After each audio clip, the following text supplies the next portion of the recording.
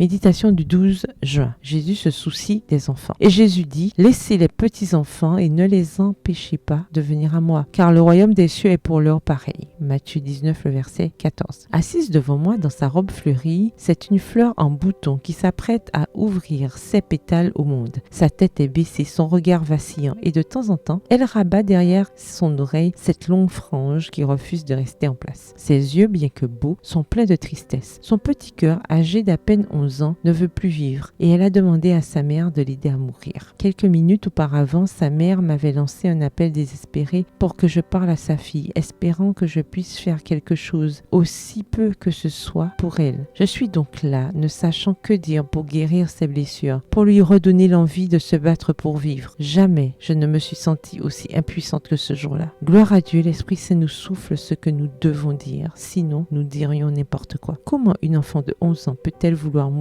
J'avais entendu cela de la part de jeunes et d'adultes qui, dans des cas regrettables, avaient atteint leur but, mais jamais de la part d'une enfant. Cela faisait 2 mois que son grand-père, l'homme qui avait été pour elle un père, était mort. Sa face de deuil était comme une blessure béante et elle trouvait la vie cruelle de lui avoir enlevé une partie d'elle-même. Au fur et à mesure que ses larmes coulaient, je me sentais misérable de ne pas pouvoir les arrêter. Face aux crises, nous ne devrions pas supposer que les enfants se rétabliront rapidement ou qu'ils ne comprennent pas ce qui se passe. Au lieu de prendre pour acquis qu'ils profitent de la vie parce que ce sont des enfants, nous devrions être plus attentifs à leurs besoins et à leurs conflits émotionnels. Nos églises devraient être pour les enfants un réseau de soutien où ils se sentent à l'abri des malheurs qui leur arrivent dans la rue, à l'école et, dans le pire des cas, dans leur propre foyer. Les raisons pour lesquelles un enfant souhaite mourir sont diverses, mais toutes terribles. Comment contribuer au bien-être de nos enfants? Ne leur barrons pas la route vers leur palais. Aidons-les à y arriver heureux. PS, heureuse de conduire les enfants au Christ. Bonne journée, que l'Éternel vous bénisse.